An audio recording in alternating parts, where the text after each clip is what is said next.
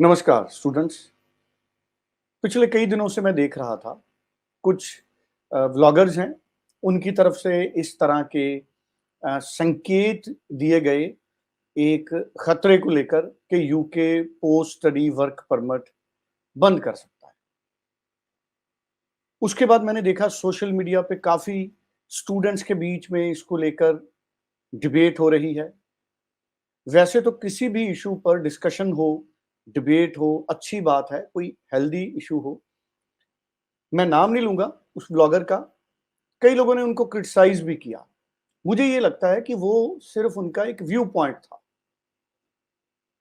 लेकिन एक दूसरा पक्ष है।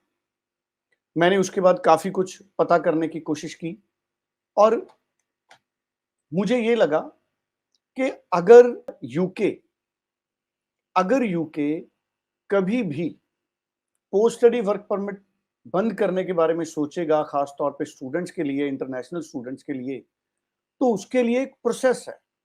वो प्रोसेस यूके की गवर्नमेंट इनिशिएट करेगी और अभी ऐसा कुछ नहीं वहां हुआ। और मैं देख रहा था, प्रोजेक्शंस देख रहा था, उनके एम्बिशंस देख रहा था यूके गवर्नमेंट के।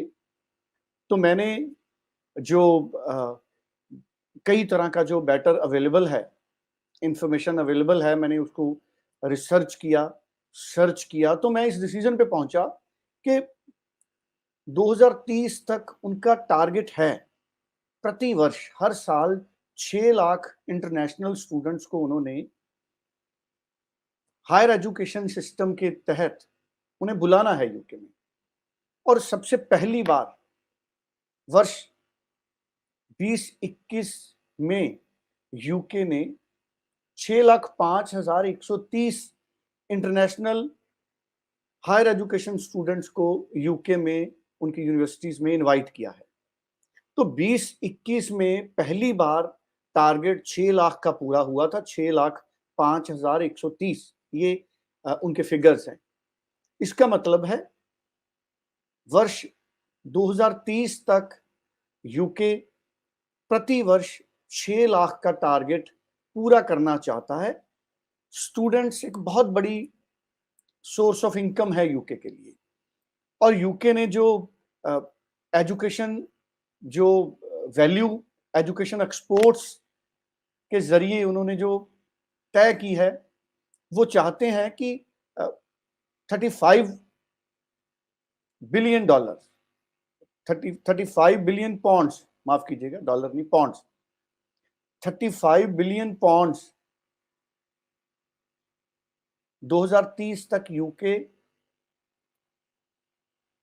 एजुकेशन के जरिए चाहता है कि उनको मिले अपने हायर एजुकेशन सिस्टम के जरिए। There are number of universities in UK जिनमें number of students are increasing.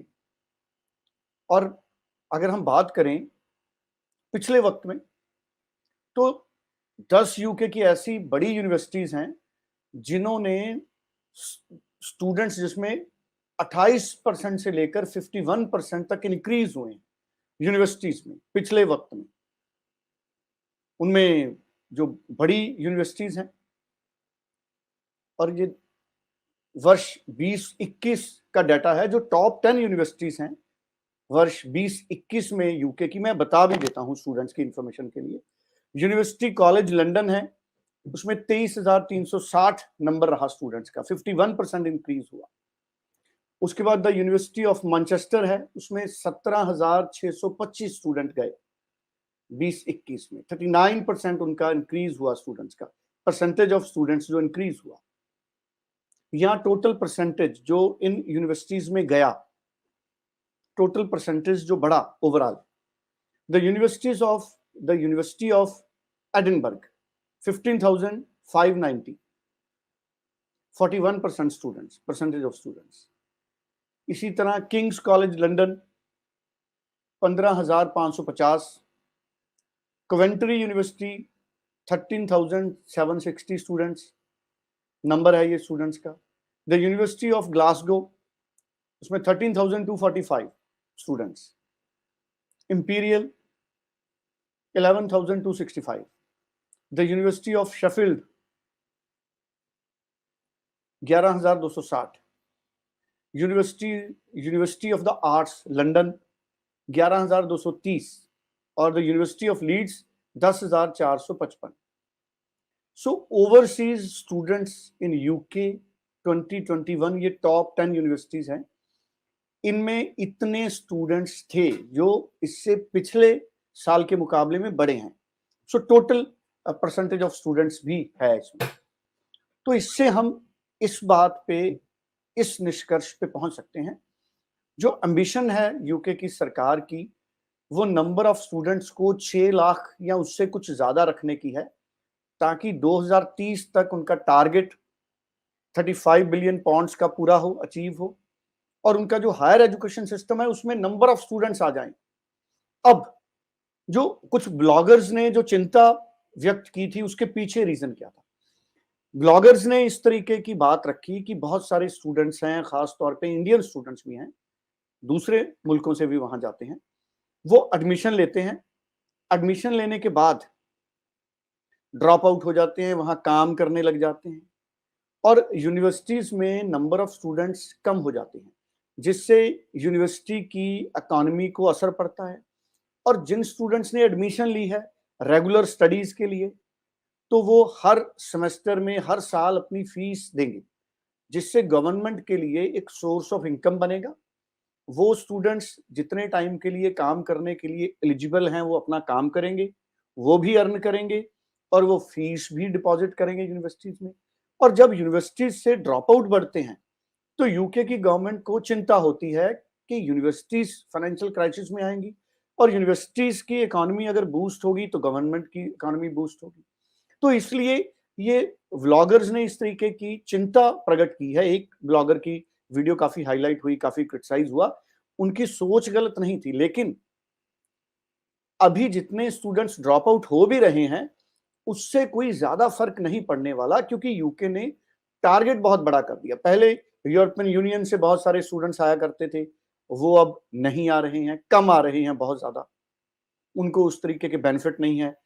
जब यूके यूरोपियन यूनियन का हिस्सा था, तो यूरोपियन यूनियन या उनके साथ जो जुड़ी हुई कंट्रीज हैं, उनके स्टूडेंट्स को बेनिफिट थे काफी तरह के, वो अब कम हुए हैं बेनिफिट्स। तो इसलिए अब इंडियन स्टूडेंट्स या यूरोपियन यूनियन के बाहर के स्टूडेंट्स ज्यादा आ रहे हैं। और इंडियन स्टूडेंट्स, कोई शक नहीं है कि कई स्टूडेंट्स हैं वहां जाकर यूनिवर्सिटी से ड्रॉप आउट हो जाते हैं, काम करने लग जाते हैं। उनको जरूर पढ़ना चाहिए, जितना लीगली अलाउड है वो काम करें, लेकिन स्टडी जरूर करें, उसी से उनका फ्यूचर ब्राइट होगा।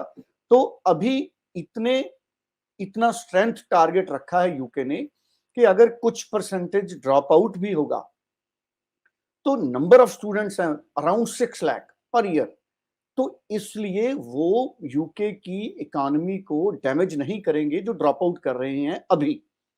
हाँ, अगर 6 लाख में 3 लाख ड्रॉप आउट हो जाएं किसी वक्त, एक बहुत बड़ा फिगर है, या 2 लाख ड्रॉप आउट हो जाएं, या 1 लाख ड्रॉप आउट हो जाएं पर एनम, फिर यूके की गवर्नमेंट जरूर सोचेगी कि अब इसको हम कैसे डैमेज कंट्रोल करें, इस डैमेज को कैसे कंट्रोल करें।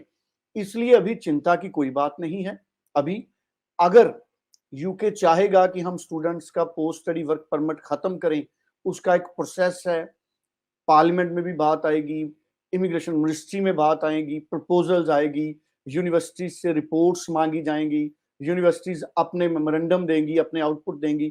तो एक बड़ी व्यवस्था, एक बड़ी डिस्कशन के बाद पोस्ट स्टडी वर्क परमिट पर कोई डिसीजन लिया जाता है। और जब यूरोपियन यूनियन से बाहर आया, तो यूके की गवर्नमेंट ने जो डिसीजन लिए हैं, वो बहुत सोच समझकर एक टारगेट सेट किया गया है 2030 तक। इसलिए हम ये मान के चलते हैं कि 2030 तक UK post study work permit बंद नहीं करेगा। अगर कभी ऐसी नौबत आई, तो वो हम सबको पहले ही महसूस हो जाएगी, और उसको एक लंबा, एक लेंथी प्रोसेस होगा, उसका एक टाइम फ्रेम होगा जिसमें ये चीजें तय होगी। और जो स्टूडेंट एडमिशन ले चुके होंगे, उनके लिए बिल्कुल ये व्यवस्था लागू नहीं होगी। कोई भी दुनिया का देश हो, जो स्टूडेंट्स एडमिशन ले लेते हैं, उनको उसी पॉलिसी के बेनिफिट मिलते हैं जिस पॉलिसी में उनको इनवाइट किया जाता है।